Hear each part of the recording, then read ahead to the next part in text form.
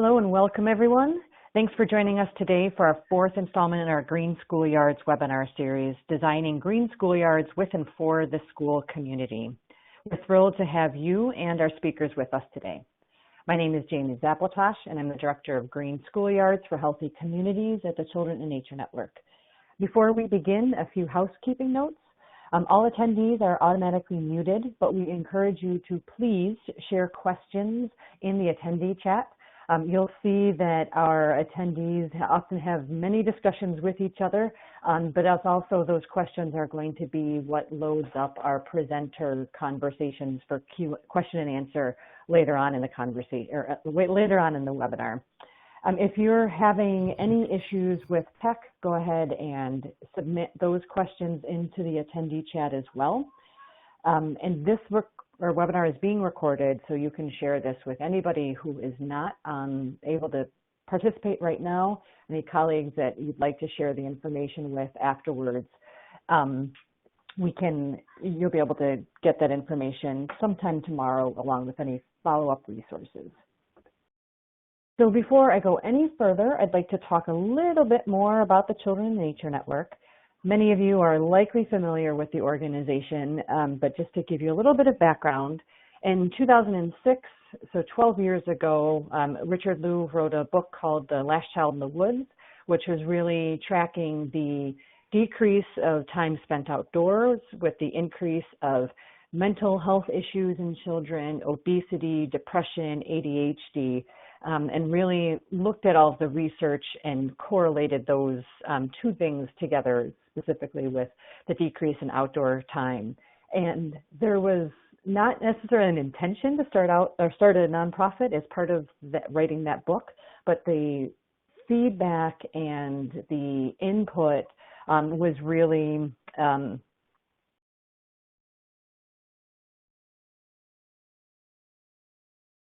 whoever's changing the slides, if you wouldn't mind stopping. You all have equal access, the presenters, to the slide deck, so sorry about that for everyone.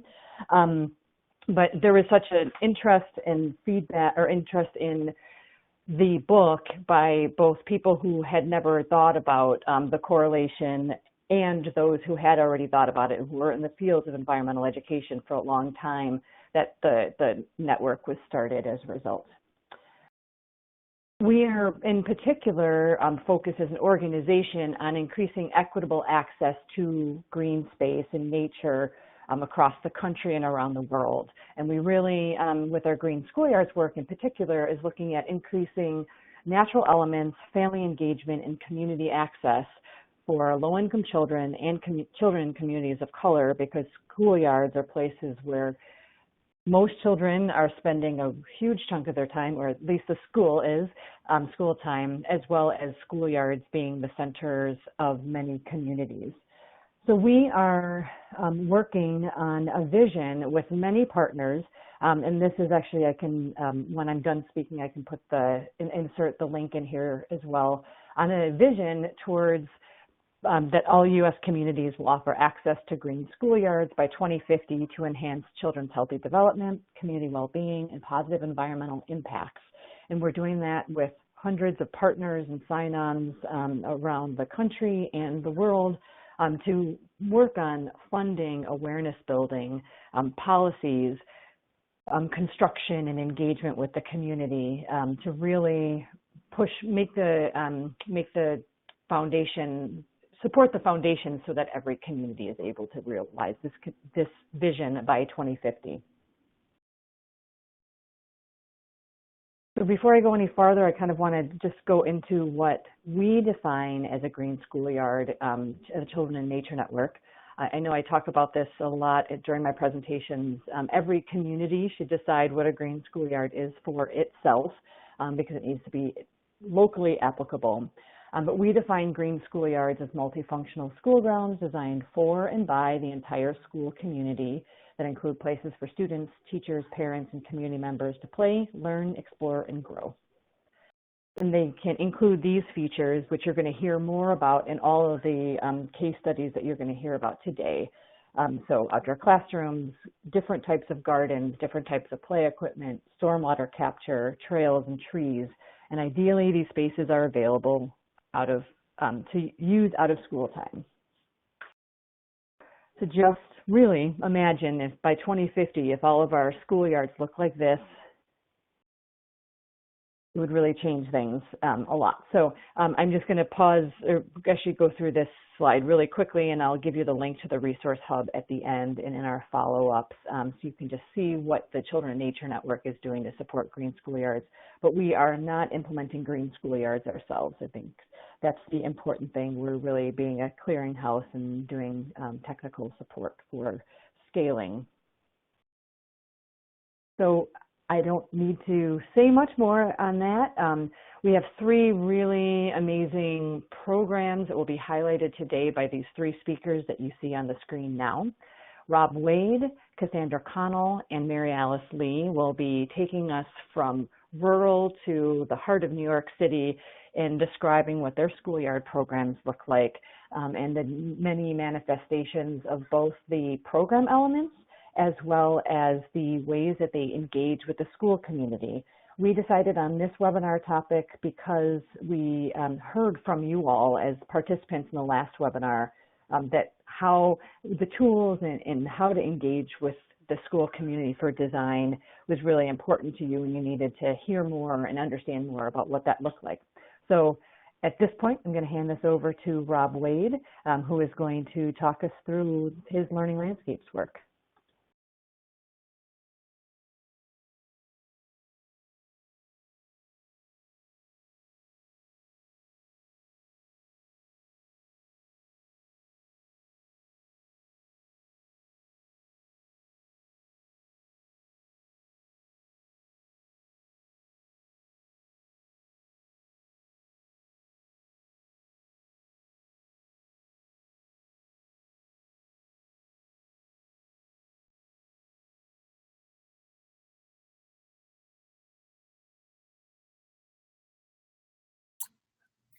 I apologize. I do not believe I had unmuted my mic. Okay, so starting again. I just wanted to start out by commenting that we are based in Northeastern California in an Upper Feather River watershed region that touches on 4 different counties or 3 different counties and 3 different school districts. And in that region, we have 6 dominant communities. And so this effort that I have the privilege of wrangling, which is called the Learning Landscapes Program, around nurturing a child's relationship to land and learning, actually crosses several political boundaries to do the work, which has its own interesting work as well. The Feather River Land Trust is our dominant partner. We have many, many partners in the region who have helped us to achieve what we've been able to do. But the Feather River Land Trust, which is a land conservation organization in our region, has really been essential in us moving forward for what we're attempting to do on schoolyards, as well as sort of a larger vision. And the mission simply of Learning Landscapes is to conserve riparian meadow and forest lands adjacent to every school in the Upper Feather River, while supporting teachers to independently use these learning landscapes and their campus effectively and sustainably. And their campus part of this mission is very important because it's not actually where we started, which is a little bit part of my narrative around all of this. Ultimately, as I mentioned, we are focused on core curriculum, engaging these schools and these teachers by making sure that this effort integrates directly with the curriculum itself.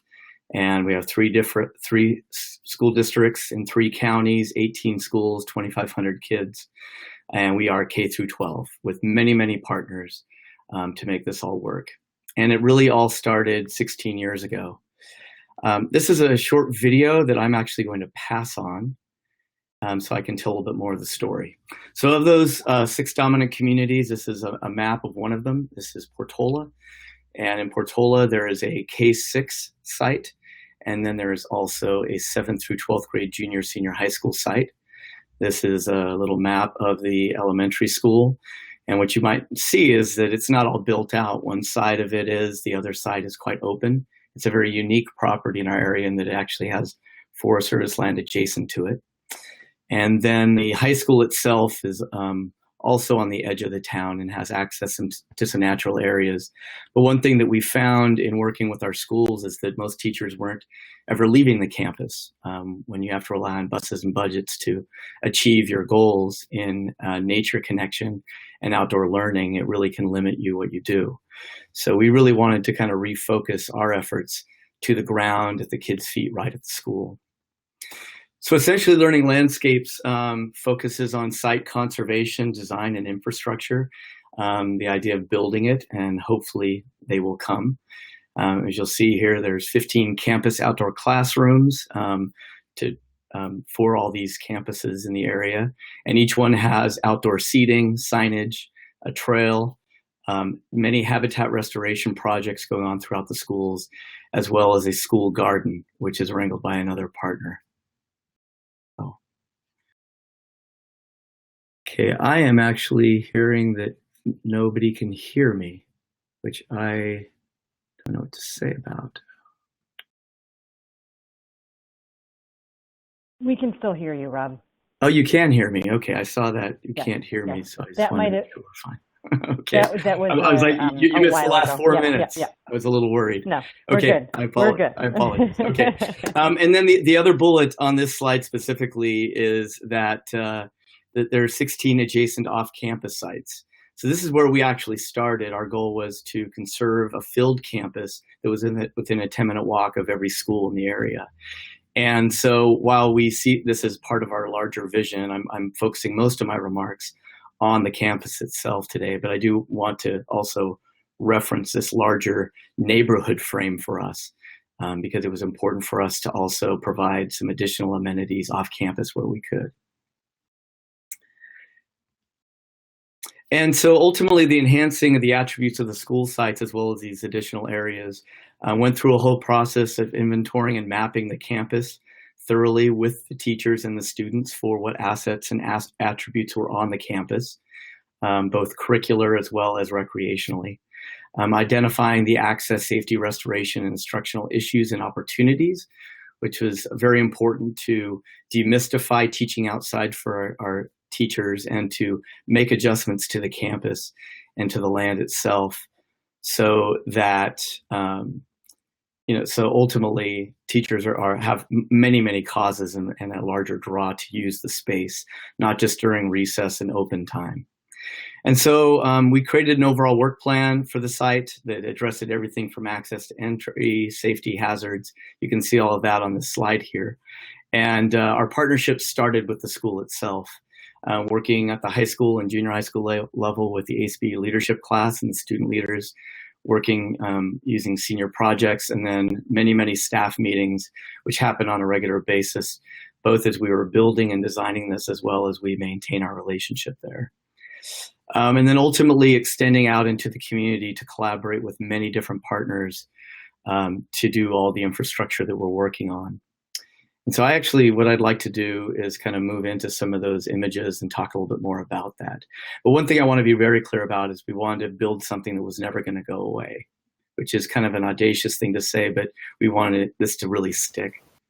So with our participative design and rolling this out, we both started at the school site level, but concurrently we started at the district level, working with superintendent, school board in order to get a board resolution in support of this effort, and then following up at the board to apprise them of what we're working on. And then on the participative side for the sites, really working with the principal, doing regular staff meetings, surveying the teachers of what, do they go outside? If they don't go outside, what do they do? And I have a lot of tools related to this that are not a part of this slideshow, so I'm happy to make those available, and I'll be sharing a website that has all those tools on there later. And so essentially, as I said, we believe in putting out signage, improving entry to any place that we develop. These are off-campus sites here. But on and off campus, we know that if there is a path leading through the experience, that teachers and students are more likely to actually use them. And so trails, in a partnership with the local trail organization in the region, really helped to do that. And they had been looking for a youth outlet to be developing youth programming. And this really also helped our regional trail group. Every campus in our region has an outdoor classroom. It did start with straw bales and some simple things like that, but all of them have upgraded to these outdoor areas where we can instruct the kids as well as play outside. And branding has been important as well, having signage and things like that that really help us to tell the story and let the kids know this is these sites on the campus are dedicated for this, and these are the partners that help us to do that. We do a lot of interpretive signage. All of our interpretive signs are designed with kids, student art, student photographs, student poetry, student writing. We believe that the creation of all of this is the curriculum itself in the spirit of project-based learning. And then some additional things was, even though we didn't want to take the indoors, outdoors for everything, we found that the teachers found more value in teaching outside if they could also have some other resources like an outdoor whiteboard, which is kind of like a campground kind of kiosk where you can open it up and a teacher can use a whiteboard to do some teaching outside, which again touches on our desire to support the teachers with their core curriculum so we can allocate and define more formal time in the school day for this.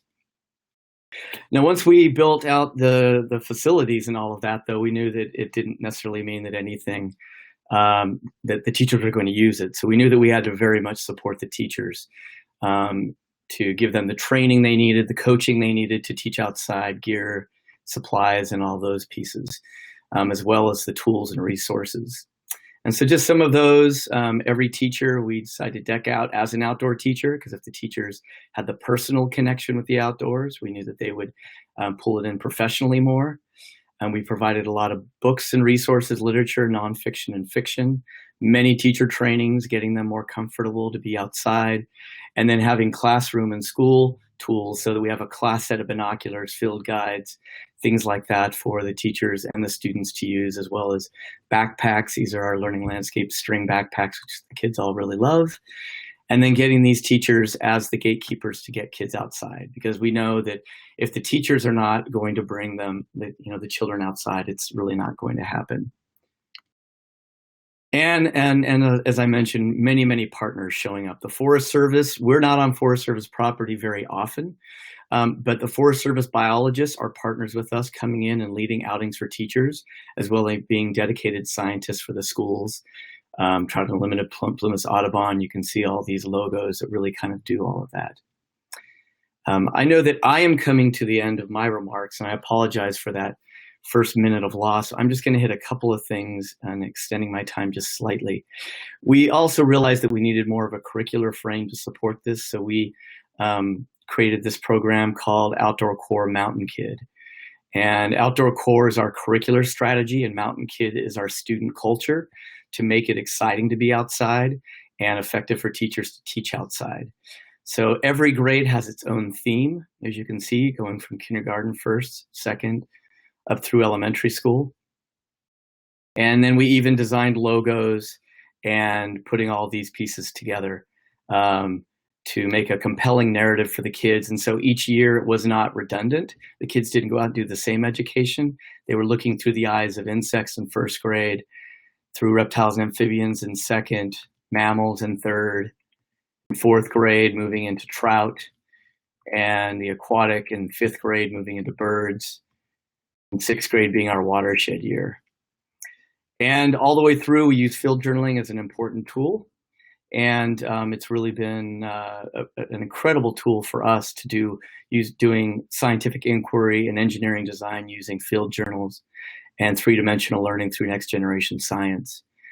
And there is much more to say, but I'm just going to end on this stewardship slide because part of our transformation of our schoolyard is an ongoing thing where kids identify projects, issues, phenomena that they study, and then they design and build a stewardship project to transform the school grounds more into a natural habitat for themselves as well as for the wild community around them. So with that, I'm actually just going to scroll through just a few final slides to get us where we need to be. And finally, end my piece here. So thank you very much, everyone. There will be lots of time for questions, and I apologize for the little hiccup at the beginning of my slideshow. Thank you very much, Rob. For those of you, again, we'll be able to share Learning Landscapes information, although you can certainly Google it as well, Learning Landscapes in California. We will share some follow-up resources, but as Rob said, there's a lot of material that's available, the actual design materials that he uses, or they collectively use on their website. So now I'm going to introduce you to Cassandra. And I want to say, first off, thank you, Rob. You've really been methodically working through creating these experiences to connect with nature throughout the 3 school district and county region for many years, 16 years now. And it's really amazing the effect that that's had. And I can only hope that we all can have that effect. So Cassandra, you can go ahead and get started. Hopefully all is well with communication, and we look forward to your presentation.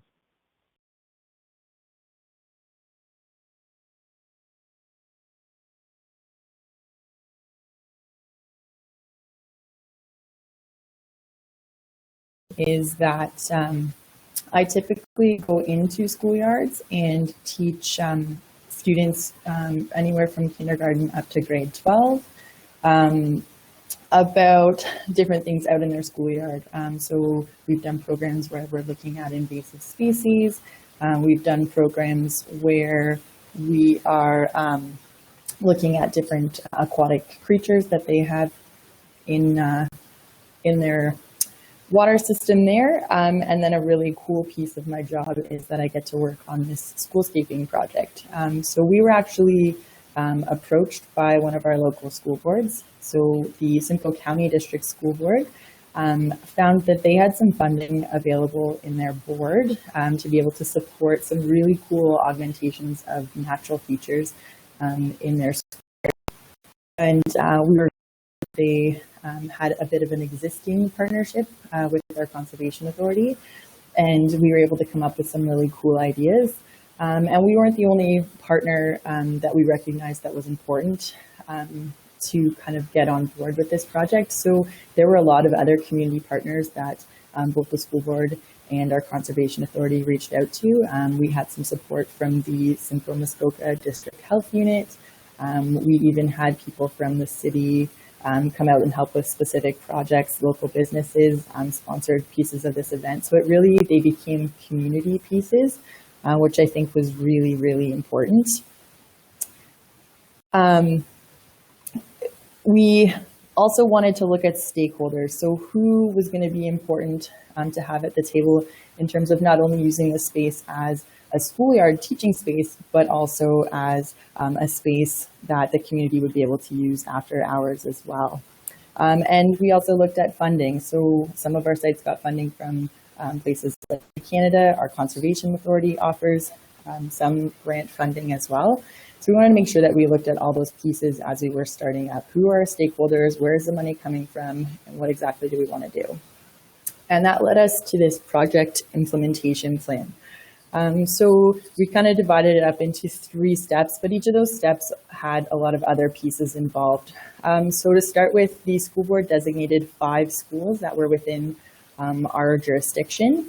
And they were all elementary schools, so K-8 schools that were in between middle income and low income schools, so they could kind of use a really great community space to be put into their area as well.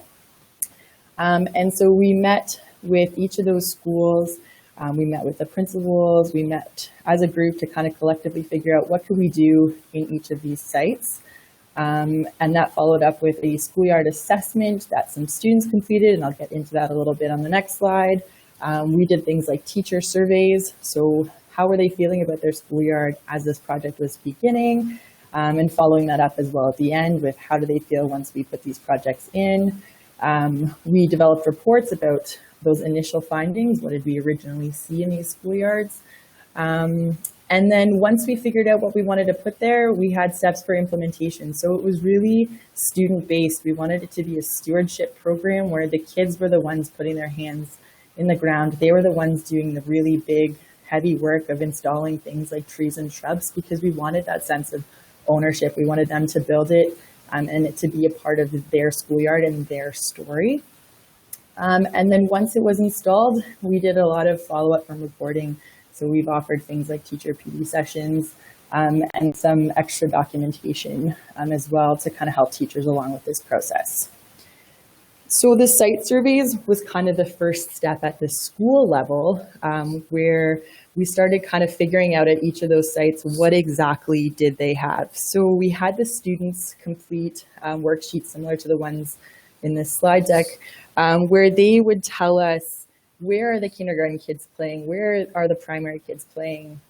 What are they doing during recess? Identifying areas that they weren't allowed to use during recess, because we wanted to make sure we weren't building a really great feature that they weren't actually able to access during time that wasn't instructional.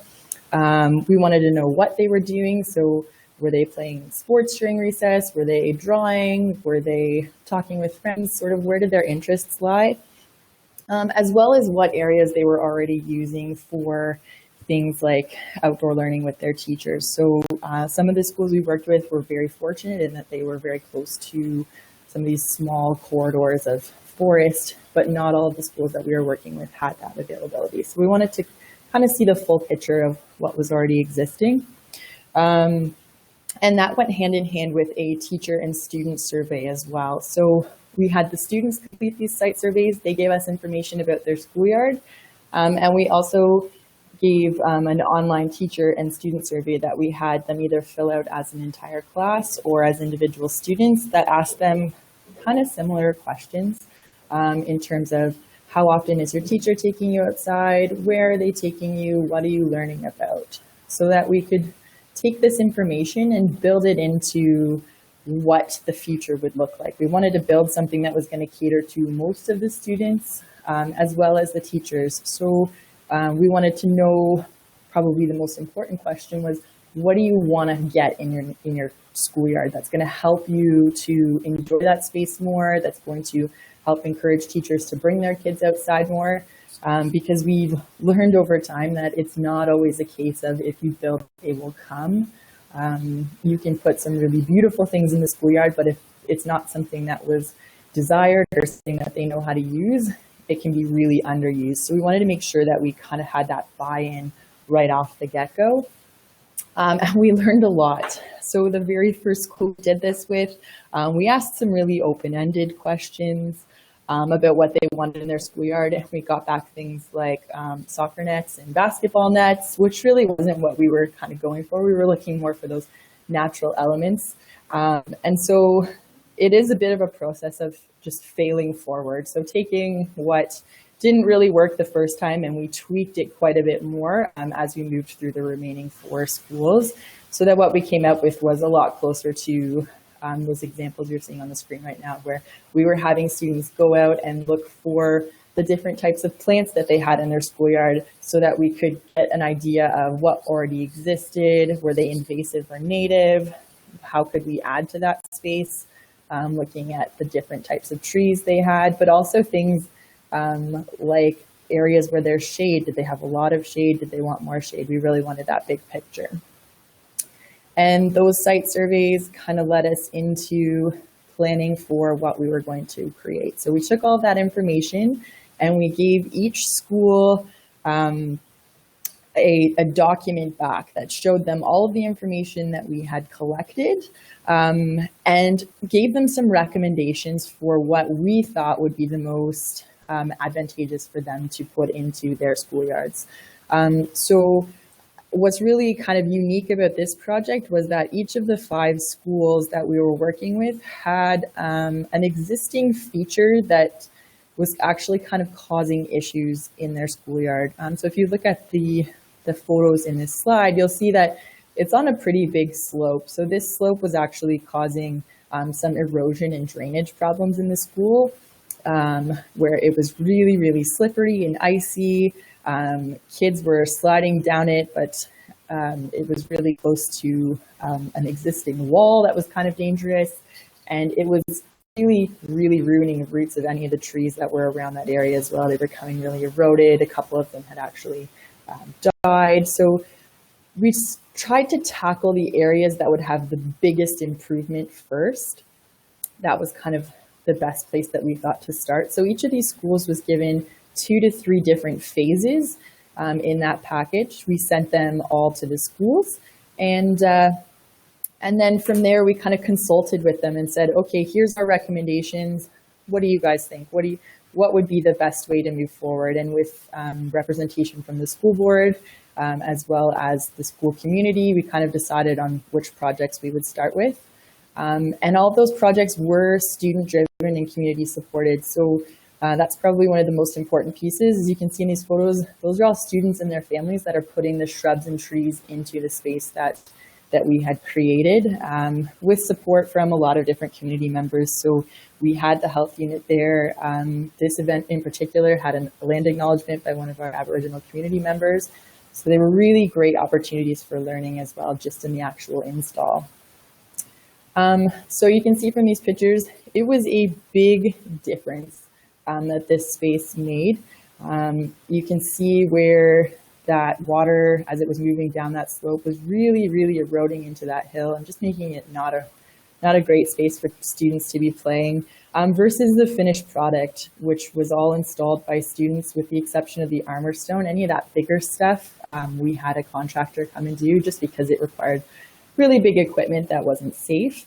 But all of the small pieces, we had over 70 students and their family members come out to put all those shrubs in.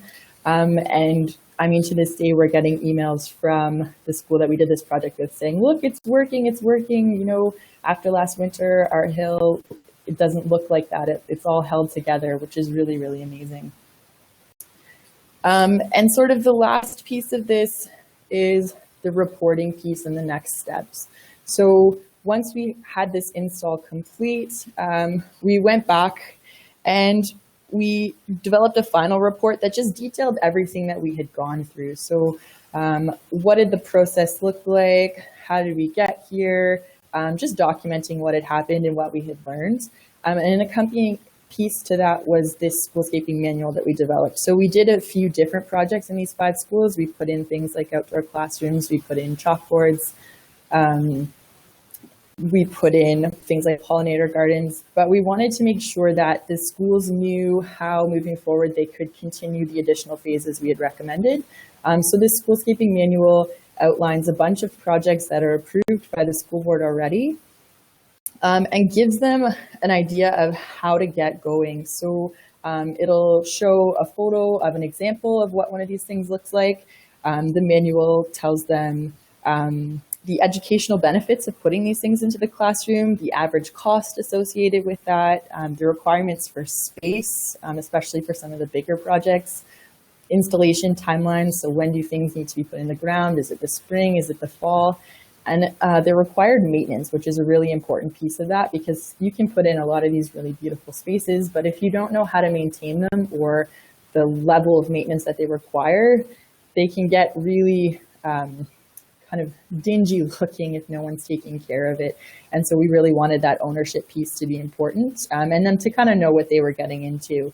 And so schools have been using them to try and complete additional phases as funding is available. So we were able with the school board and grants to fund the first phase, and the additional ones are really moving forward with grants as they become available. And the back piece of that is also showing them all the different grants that we have available in our communities here, and what they can apply them to. So some grants are specific for things like outdoor classrooms, whereas other grants, like ones that we offer, are for plants only. And it gives them an idea of those dollar amounts as well.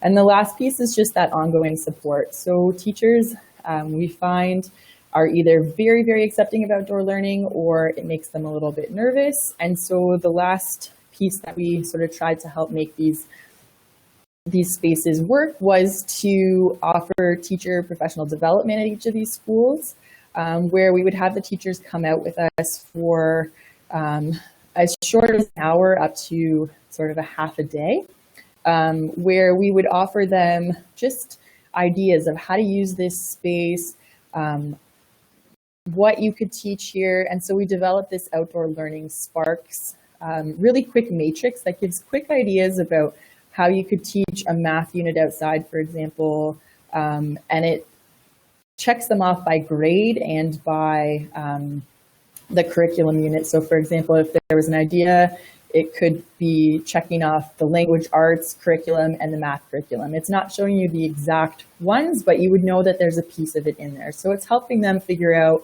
how those ideas work, and they can chunk them together so that they've got maybe 2 or 3 of those outdoor things they can take out, but it's a starting place. So they could still even, take one of those ideas and expand on it if they felt comfortable doing so moving forward. And we also offer one outreach program to each of those schools. So because I do outreach education in schools quite frequently, we do try to get out and do at least one program, often with another teacher that's less nervous, to try and get them on board, and their colleagues as well.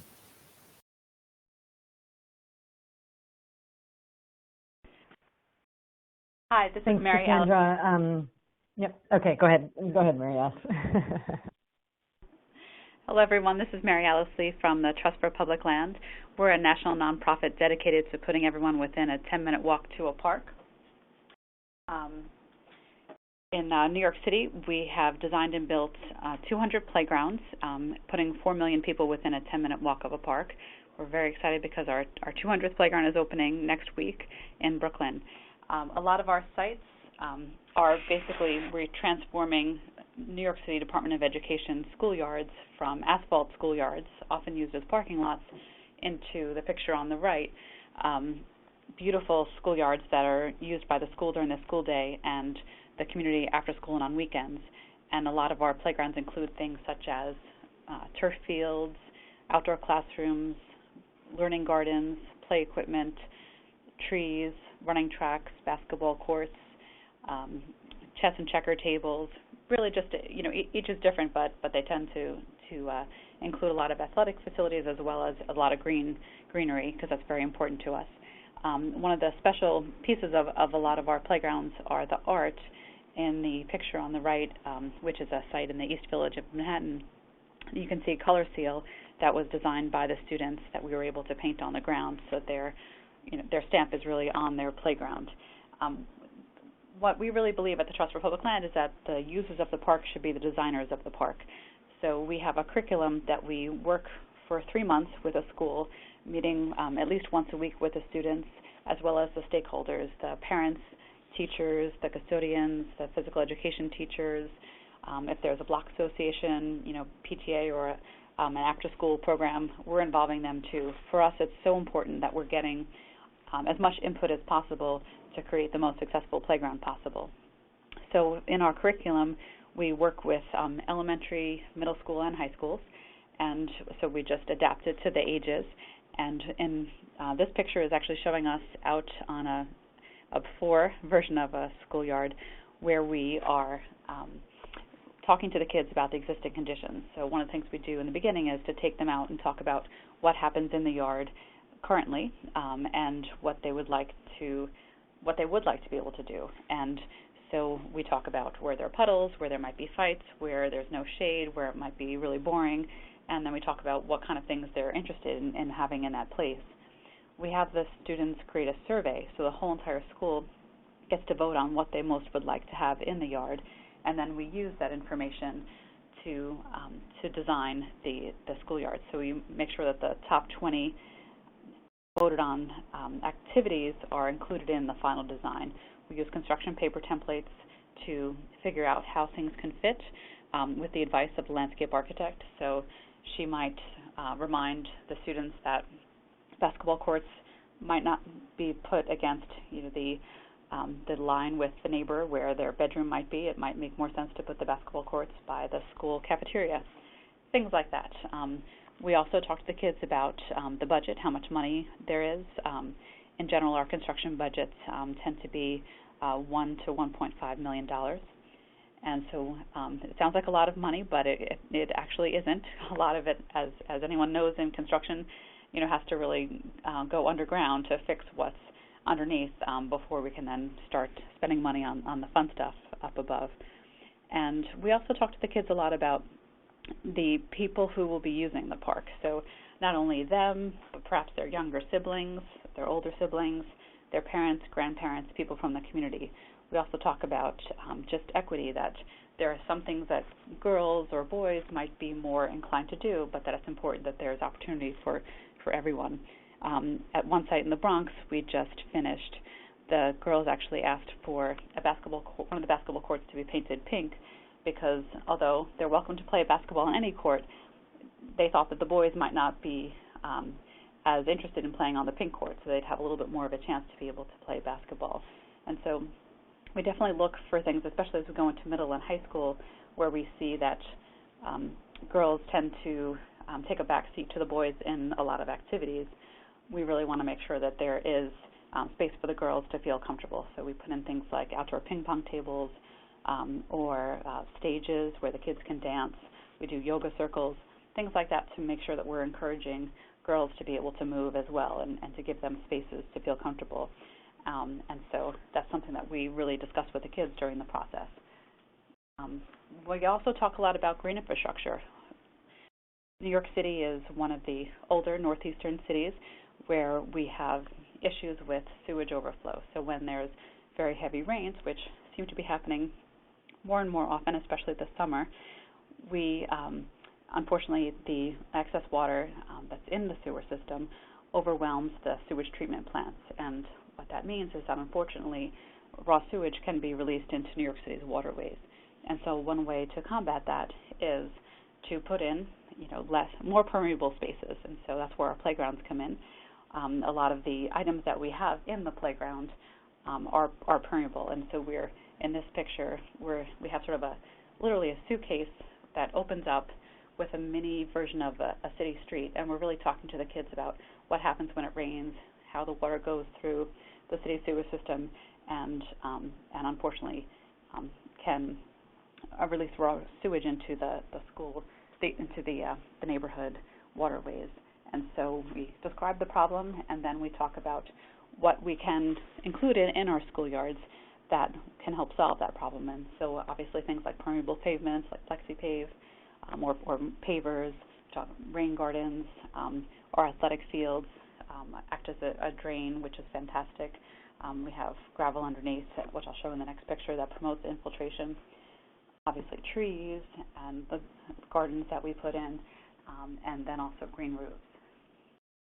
So as you can see in this picture, all of our turf fields, not only are they fun for the kids to just play soccer or football or to roll around on or do gymnastics on, they're also really great because they're capturing the stormwater and holding it on site. And so we use perforated pipe underneath the gravel to distribute the water throughout the yard. And so as you can see, the trees on the right are getting watered by some of the rainwater, which is fantastic.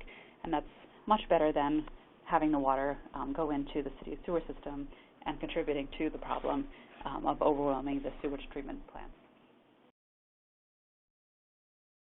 One of the most important things once we've come up with the design is to present it to the community so we can get their comments.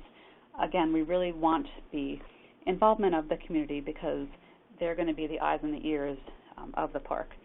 Because the playgrounds are Department of Education property, they are maintained and opened and closed by the school custodians, who are always on site and are paid, through the Department of Ed to do that extra work.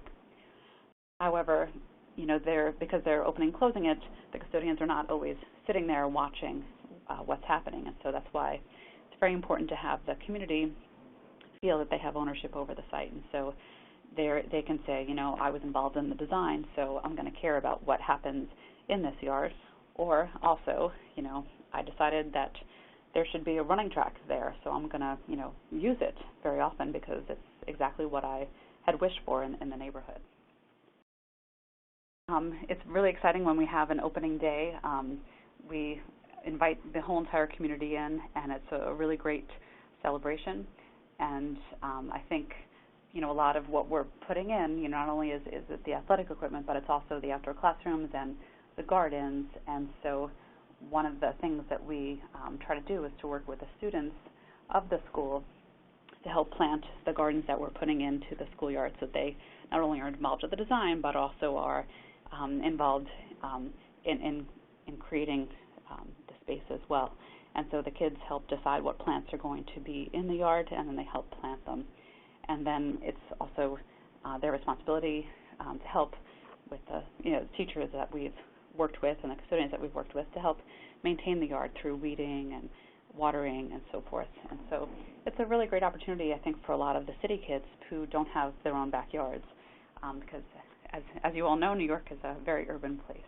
One of the other things that we try to do is have art in every playground. So not only do we do the color seal on the ground, which is paint on the ground of the playground in shapes that the kids have come up with, we also try to work with them to create murals as well. And after the playground is open, one of the most important things for us is to make sure that it is being used by the community. So we are, because that will help keep it in good condition. So we work with, we have an environmental educator on staff, Tiffany Briery, who actually goes and works with the schools to help them use the site for these different activities. And so, for example, she'll do an insect identification workshop or weed identification workshop. She'll coordinate with the school teachers to figure out how they could come up with a syllabus for coming out and using the outdoor classroom. She'll figure out, are there keys that need to be given to people to help water the plants.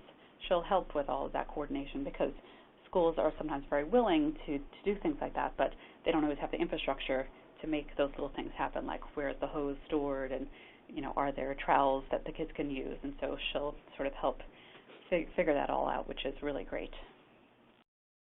And then so she'll run those workshops, and also the schools can also ask TPL for specific help if they need materials or so forth. We have small grants that we give out as well.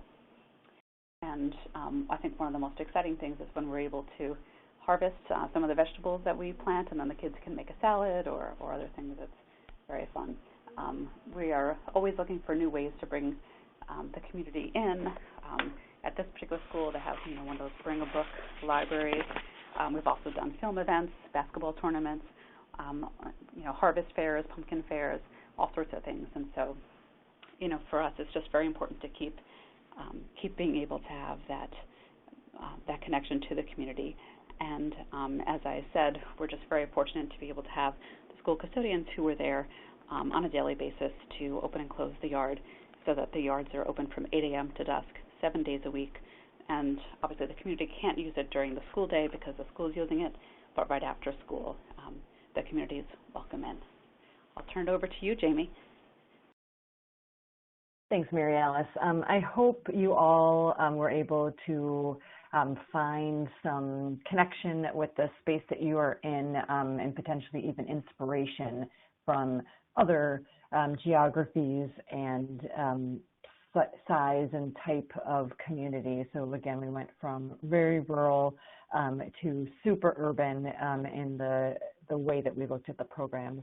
So many of you have been adding the questions into the attendee chat, and both Rob and Cassandra were trying to answer some of those questions along the way for those things that were directly or directed to them. I am wondering, okay, so I've got about 3-4 different groups of questions that I've put together, and I'm going to ask Rob and Mary Alice, because I think Cassandra actually went over this pretty well. What for teaching outside in these spaces?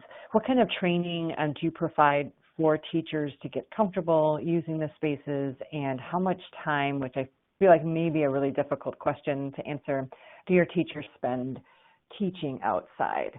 I don't know if Rob or Mary Alice, you want to answer that first. I can jump in.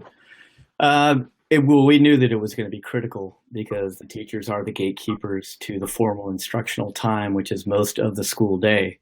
So if we wanted the campus and the field campuses accessible, we had to really attend to the teachers' needs, including all their concerns and perspectives on obstacles. And so mapping that out getting to know all of their concerns, and then designing professional support to overcome that has been a real critical part of what we do. We have regular teacher trainings that we do that actually include the entire staff of every elementary school. And we embed their staff meetings, and so all the teachers have to be there, but we make them fun and engaging. So the teachers are constantly demystifying the outdoors and those spaces and finding curricular and instructional connections of how they can teach their core curriculum outside. So there's many innovations around that, and the website will be able to speak a little bit more to that because I know there's limited time right now. And then as far as how often the teachers are outside, in the beginning, like most schools, there's just a couple of teachers who are sort of outdoor aligned.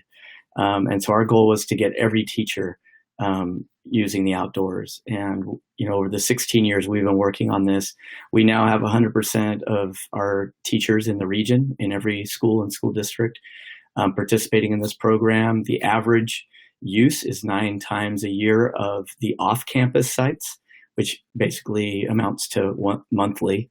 And right now we're really hammering and working on teachers having scheduled habitual time to be outside every single week. And so that's what we're working on right now. And many teachers are doing that, and other ones are moving into that weekly connection, which then gives kids 36 weeks of extra time, not just recess and play, but also the other kinds of time for instruction.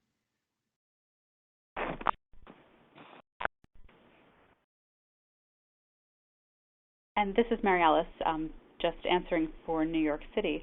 It's obviously, because we have so many sites, vastly different. We, as I said, have an environmental educator on staff who is really focused on working with the teachers to bring them out and to help them with curriculum ideas if they're stuck or they're not sure what to do. And so, we definitely see at a lot of our sites teachers using the site every day, unless it's too cold to be outside. But obviously, because they're schoolyards, they're being used by students every day. It's just a matter of if there's, a teacher specifically using the outdoor classroom or the, doing something with the green team in the yard. But it is definitely something that happens on a very regular basis at most schools. But there are some schools out of the 200 where, we've built a garden, and the teachers that we were working with left or just are not able to continue, and so we've had to try to figure out, who can we find at the school who would be able to help us going forward. And so that happens every once in a while, but the majority of them love their green spaces and are using them as much as they can.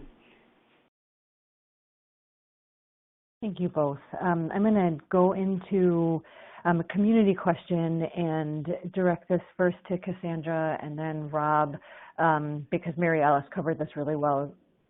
How is the school community engaged in designing or getting buy-in for these schoolyard components or green schoolyards, and how do they use the spaces outside of school time? So we got the buy-in mostly from both the site survey that we did. So that was done with a select group of students from all of the schools. So sometimes they were like a leadership group in the school.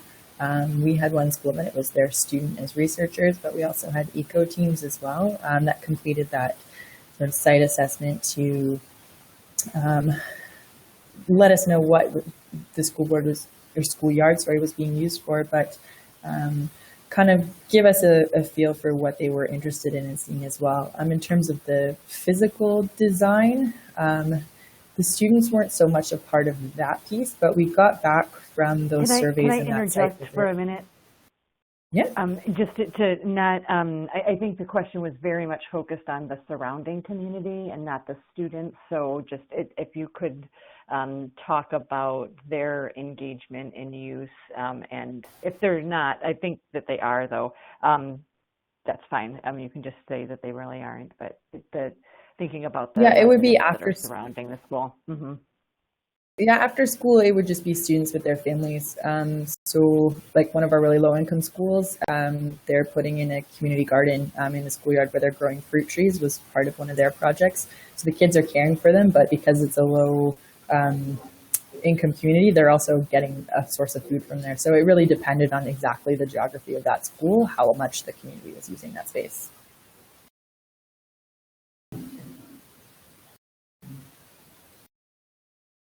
I know that I put a little note in about this. For us, once we had really worked with the school community, we did an asset mapping within the school as well as in an education steering committee that I'm a part of to really map out every organization, agency, business in the area that would have any kind of a direct or indirect overlap with what we were trying to do. And it was an amazing experience to really kind of map out who the people in your neighborhood are.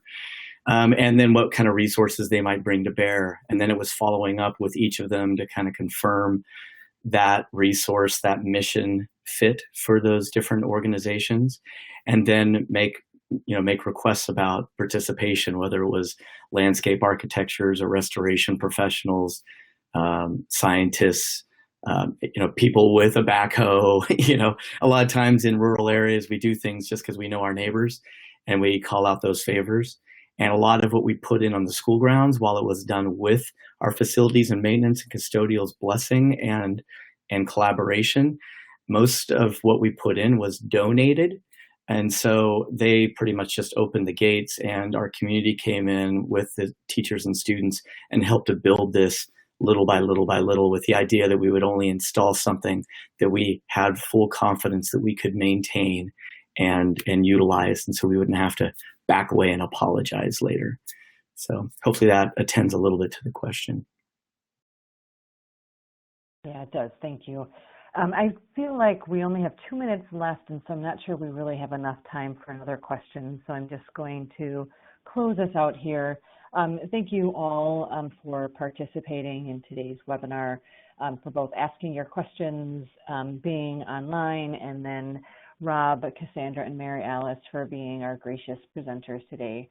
It was, I think, really amazing, to see how many similarities there are, no matter what the community context and what the geography is, about how to engage with the school community for designing those spaces, and how much that leads into their use, whether it's for stewardship or outside of school time, or teacher instructional time during the school day. So thank you all very much. We will be following up with an email afterwards, and so you'll have an opportunity to get the links directly to each of these programs. If you didn't find them already, I will make sure to send those to you. And we are working on a survey with PlayCorps to really kind of find out more widely from the community as a whole, and not just the folks that we've had more in-depth discussions with, about what the things you need in your own communities are in order to make Green Schoolyards a reality. So I had put the survey link in the attendee chat at the beginning, and hopefully you can take a few minutes to fill that out. Thank you so much, and we may very well be looking at the questions that you've asked to really, and actually I think that we're going to be doing a design, stewardship, and construction webinar in this end of November. It will be our next one, and so that'll be able to approach and answer some of the questions that we didn't get to today. So thank you all again.